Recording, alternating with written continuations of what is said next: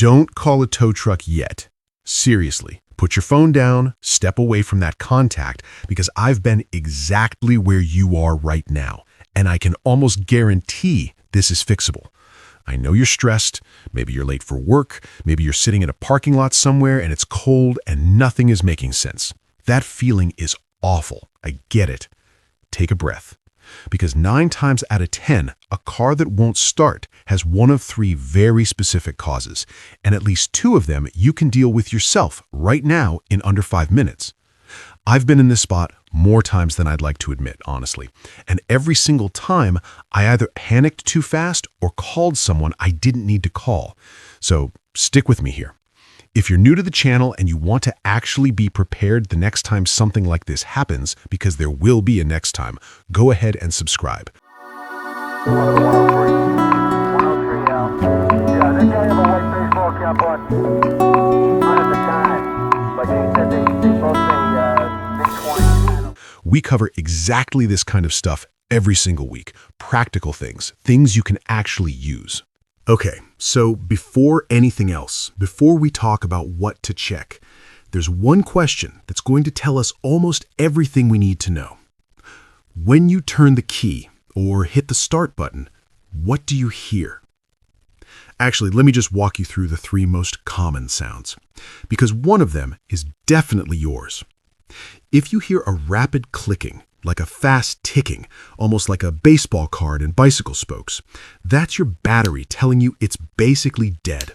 It has just enough energy to try, but not enough to actually turn the engine over. That clicking is the starter solenoid firing over and over, desperately asking for power it's not getting. If you hear one single heavy click, just one, and then nothing, that's different.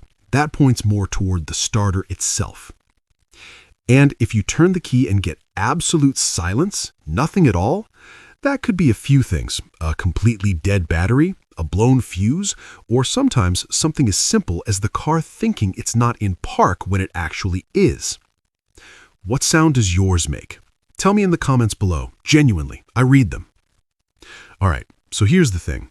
9 times out of 10, and I really mean 9 times out of 10, this is a battery problem. Batteries are sneaky. They don't always die slowly. They can seem totally fine on Monday and completely dead on Tuesday, especially in cold weather. Cold temps just absolutely destroy battery performance. A battery that's slightly weak in October can just refuse to work at all in January. And here's the free test most people don't even know about.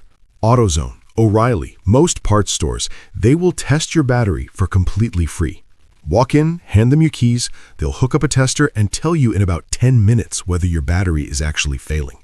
That's $100 worth of diagnosis for $0. Use that before you let anyone charge you a diagnostic fee. Now, before you even get to a parts store, pop the hood and look at the battery terminals. You're looking for a white or bluish-green crusty buildup. Corrosion. It looks like someone spilled baking soda on it and just never cleaned it up. That stuff is literally blocking the electrical connection, and I've seen that alone completely prevent a car from starting. I once sat in a Walmart parking lot for a full hour convinced my car had completely died on me, ready to call a tow truck, already Googling repair shops. Turns out all I needed was a 10-minute terminal cleaning. That was a really fun conversation to have with my wife afterward. She was thrilled. If the battery is dead and you need to get moving right now, a portable jump starter is genuinely one of the best things you can own. You charge it at home, throw it in your trunk, and you don't need another car. It's one of those things where you buy it once, and then you're just quietly glad it exists every single winter. Now, if you've checked the battery and the car is still not starting, okay, now we're looking at the starter. When you turn the key, the starter motor is what physically cranks the engine. Without it working, the engine just sits there. And when a starter starts to fail, the most common sound is that single heavy click. Sometimes it works on the second try. That inconsistency is classic starter behavior. Here's something that sounds insane, but actually works sometimes. Tapping the starter lightly with a hammer.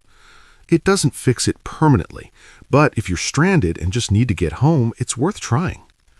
Starter replacement at a dealer, $250 to $450. The part itself? Maybe $80 to $130. Whether it's DIY depends on your car. Some are easy. Some are a 4-hour nightmare. So check a video specific to your make and model first. Okay, battery's good, starter's good, engine cranks, but it just won't fire. Now it gets interesting. Turn your key to on, not start, just on. Listen carefully near the back of the car. You should hear a faint hum for about 2 seconds. That's your fuel pump priming.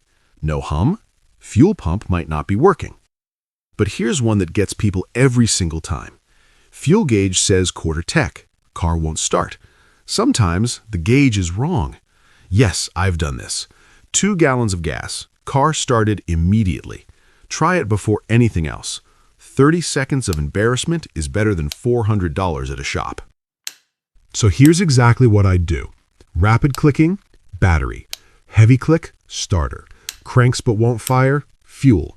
Start simple. Eliminate the obvious. Protect yourself before you call anyone.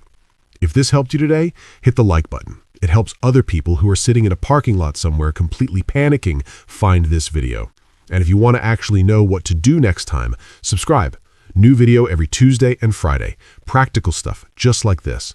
Tell me in the comments what it turned out to be.